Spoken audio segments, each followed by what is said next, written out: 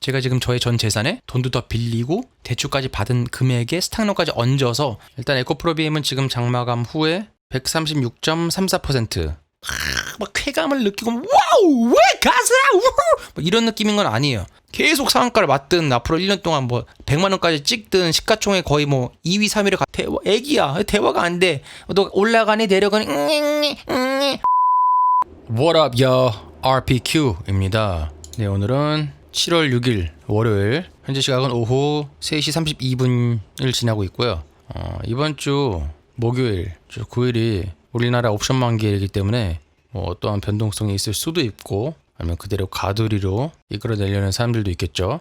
자, 오늘은 특이한 게 오늘도 즉흥으로 진단하거나 기록하는 영상 별로 만들 계획은 없었는데 예전에 좀 한두 개 찍어놓은 영상을 편집해서 올리려고 했는데 제가 진단이나 기록 영상을 시작하게 됐던 오픈하게 됐던 에코프로비엠이 9.93%로 마감을 해버려서 이걸 한번 써줘야겠다. 그리고 SK바이오팜 여쭤보는 분이 계셔서 잠깐 요거에 대한 제 생각, 제 의견도 한번 말씀드릴게요. 일단 에코프로비엠은 지금 장마감 후에 136.34%의 수익을 내고 있고요. 오늘 농심도 좀 올랐죠? 농심도 30% 이상 올라서 약간 중상위권의 수익권으로 올라왔고 제 계좌 내에서 일단 에코프로비엠에서 간단하게 말씀드리면은 녹화를 잠깐 해야겠다라고 생각을 해서 유튜브를 딱 틀었는데 이런 유튜브에 뭐 3프로TV라든가 이런 큰 채널 뉴스 같은 데서 뭐 2차 전지에 관한 뉴스 딱 이렇게 나오더라고요. 뭐 보고서는 사실은 아직 영상을 다 안 봤는데 무슨 이슈가 있었나 보자 뉴스화 될 만한. 근데 제가 항상 말씀드리는 것처럼 뉴스가 가격을 만드는 것이 아니다. 가격이 뉴스를 만드는 것이다라고 말씀드렸잖아요. 또 다른 뭐 교훈 우화에 뭐가 있냐면은 월가에 어떤 비밀의 방이 있는데 그 방에 들어가면 오른쪽 벽에는 좋은 뉴스들이 쫙 있고 그날에 또 왼쪽 벽에는 그날에 안 좋은 뉴스들이 쫙 있대요. 그리고 지수 혹은 특정 종목이 변동성에 따라서 많이 내려가면은 안 좋은 뉴스 위주로 쫙 내보내고 그날에 장이 좋았다 그러면 오른쪽에 있던 좋은 뉴스들 위주로 쫙 내보낸다라는 거죠. 언론에. 마찬가지예요. 하루에도 좋은 뉴스 안 좋은 뉴스가 될 수 있을 만한 것들이 얼마나 많은데 We are the world 전 세계에는 global world 거기서 어떤 것이 어떤 것에 영향을 주냐라기보다 누가 더 매수를 했고 누가 더 매도를 했냐 그 매수를 더 많이 한 사람이 혹은 매도를 많이 한 사람들이 얼마나 큰 자금을 갖고 있는 세력이냐 또한 나머지 그걸 보고 따라붙는 사람들조차 어떤 뉴스에 어떤 영향을 받고 그 행동을 선택했는가는 알 수가 없어요. 결국에 모든 것은 가격으로 귀결된다. 그 모든 심리가 결국 가격으로 귀결돼서 나오는 거예요. 그게 주가고 개별 종목이 되는 거고 그것들의 통합이 지수가 되는 거죠.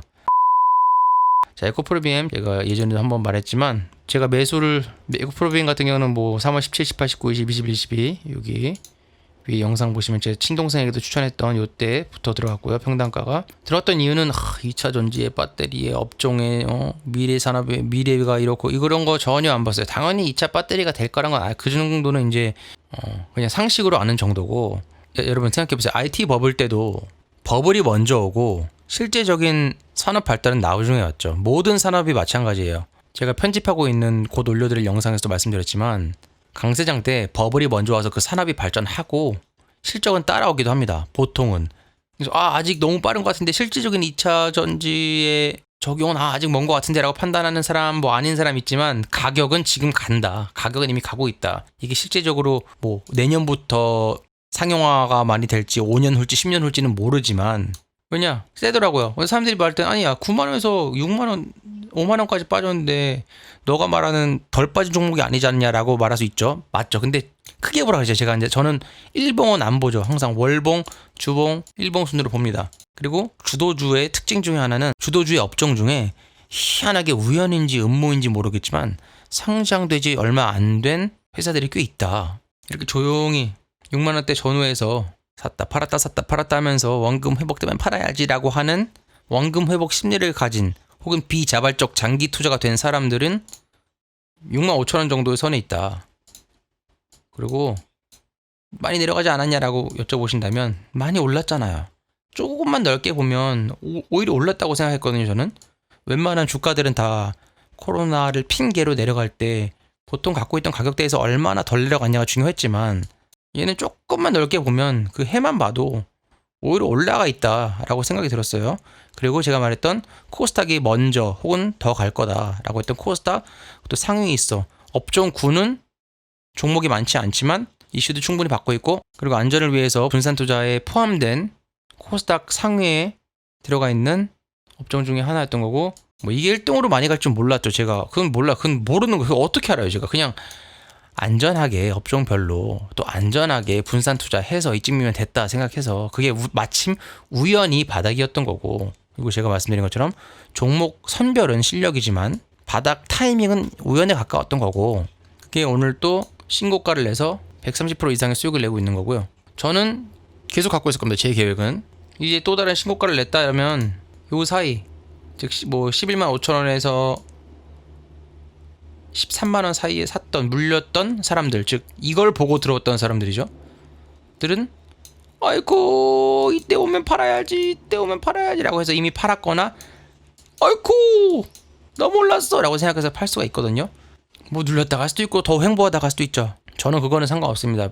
추수할 때가 되어 벼가 영그러 고개를 숙일 때, 과일이 맛있게 달콤하게 시뻘겋게 익을 때, 그때 수확을 할 예정입니다. 제가 농사만 평생 짓는 전문 농부라서 정확히 뭐 이번 연도에는 음력과 무슨 기의 흐름을 볼 때 9월 17일 날 사과를 따야 되고 9월 31일 날 벼를 수확해야 되며 뭐 이런 건 아니죠. 그냥 대충 연그렸다 하면 수확하면 되는 거예요. 그게 무릎에서 사서 어깨에서 판다의 기본 원칙인 거죠. 저는 에코프로 BM 변화 없고요. 주도주의 특징으로 봤을 때 대세 상승 장에서의 최소 15만 원에서 가격 변동이 어떻게 되나 지켜볼 거고, 뭐 20만 원까지도 충분히 갈 거라고 생각을 합니다. 20만 원 가봤자 뭐 한 5조 될래나? 코스닥 상위에 위치되어 있는 이슈도 좋은 이런 종목이 코스닥 버블이 일어날 때 5조 가는 거는 뭐 큰 게 아니죠. 사실은 20만 원 이상도 갈 수 있을 거라고 생각을 해요. 하지만 언제나 특정 숫자를 찍는다. 그래서 일단 지켜보는 것이 15만 원 그리고 20만 원쯤 한번 볼 겁니다. 그리고 SK바이오팜은 사실은 저는 관심이 없었는데, 왜냐? 제 철학 중에 하나가 이거는 절대 철학은 아니에요. 신규 상장 종목은 건드리지 않는다 하거든요. 왜냐? 어떤 분이 여쭤보셨어요. 제 채널에서 SK바이오팜이나 SK우는 관심 없으신가요? 라고 여쭤보신 분이 계신데, 제가 여기 답글도 해드렸지만 일단 저의 투자 철학상, 저의 주식 철학상 신규 상장 종목을 안 들어가는 것도 있고요.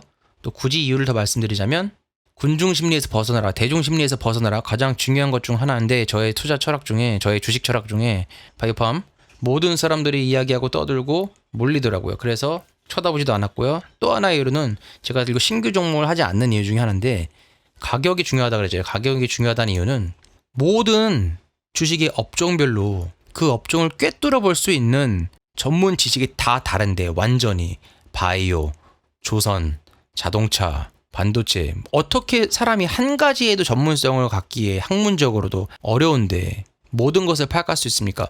다 달라요. 근데 공통적으로 하나, 제가 가장 중요시하는 대중 심리들에 의한 매수 매도에 의한 그림을 그리는 예술의 끝판왕인 가격 변동, 그러니까 가격과 대화하는 법. 전 그거 하나밖에 몰라요. 가격과 대화하는 법, 그 가격이 그려낸 주가와 대화하는 법, 그리고 대중 심리는 어디로 가 있나, 최대한 반대되자 라는 거가 제가 영순위로 말씀드린 주식이란 현대 새로운 지배층들의 양털깎기 시스템이다라는 것의 2순위, 3순위의 이유인데, 그거로 봤을 때 저는 신규 상장 종목을 하지 않는 이유가 가격을 읽을 게 없어요. 대답을 해주지가 않아. 너무 짧아. 바이오팜 더 가니? 심리가 어떠니? 대중들의 심리 많이 샀니? 팔았니? 그 대답을 안 해요. 너무 짧아서 뭐 애기예요. 아직 애기라서 대화하는 법을 몰라요. 저랑 뭐 제가 애기랑 대화하는 법을 깨닫지 못해서, 그렇게 무식해서 그 정도의 도를 깨달았지 못해서 모르는 것이 모르겠지만, SK바이오팜이 진짜 막 계속 상한가를 맞든 앞으로 1년 동안 뭐 100만 원까지 찍든 시가총액 거의 뭐 2위, 3위를 가든 모르죠. 아니면 뭐 박세를 알지. 그런 거 몰라요. 저는 몰라. 모르니까 솔직히 모른다고 대답하는 거예요. 그걸 제가 어떻게 합니까? SK바이오팜은 이래서 오를 거고 저렇게 내릴 거고 라고 예측하시는 전문가 분들은 뭐 이래서 오를 거고 저래서 위험하니까 내릴 거고, 다 뉴스를 갖고 가격을 예측하는 거잖아요. 모른다니까요.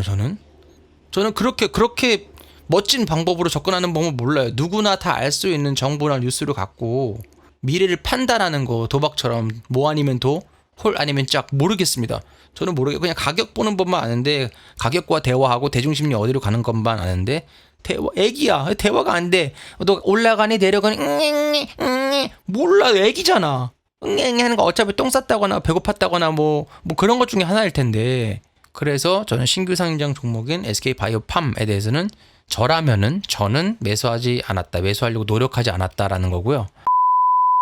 제가 예전에 말씀드린 것처럼 자기 철학이 이렇게 확실히 있으면 자기 철학의 기준에 맞는 것들만 내가 아는 것. 저라면 제 투자, 제 주식 철학에서는 주식은 양털깎기 시스템이다. 뭐 그리고 그 와중에 대중심리와 멀리하라. 뭐 가격만이 정답이다. 뭐 이런 것들 딱 저만의 우선순위 절대 변동 없어요. 이것들 몇 개 그리고 부가적으로 약간 왔다 갔다 할 수 있는 여러 가지의 시선들을 보고서는 얘를 매수할지 안 할지를 선택하는 건데 또 어떤 분은 아니야 나는 뭐 재무제표와 산업의 업종 나는 그런 거에 대한 특별한 눈이 있어라는 이런 철학 갖고 계신 분들은 그거의 기준에 맞게 사는 거고 이런 철학이 아예 없는 다른 분들은 뭐 이것도 샀다가 이 사람 말 들었다가 이것도 샀다가 이 사람들 들어서 이것도 샀다가 이렇게 하는데 그거는 저는 모르겠고요. 제 기준에서 제 철학에서 제 주식 철학에서는 이거는 모르겠다. 이쪽은 여기 있는 게 뭐 병신 이거 100배 갔는데 이거 50배 갔는데라고 할 수 있지만 그게 저랑 무슨 상관이에요. 저는 이거밖에 안 되는 사람이에요. 이 투자 철학을 갖고 요 기준밖에 안 되는 사람이지만 이게 100개 종목 중에 말씀드렸잖아요. 한 7, 80개는 여기 있는 애들이야.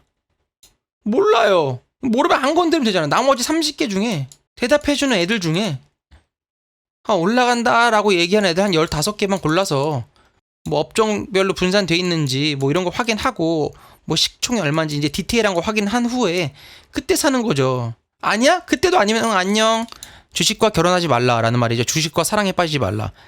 뭔가 원급 회복 심리 그런 거 다 버려버리고 시세가 아니야라고 하면 오케이 바로 돌이켜서 회복하고 잘라버리고 가지치기 해버리고 잡초야? 그럼 잘라버리고 내가 좀 더 자라나는 튼튼한 묘목이야. 이번 농사는 이번 업종이야라고 하면은 또 잘라서 여기 넣는 거예요.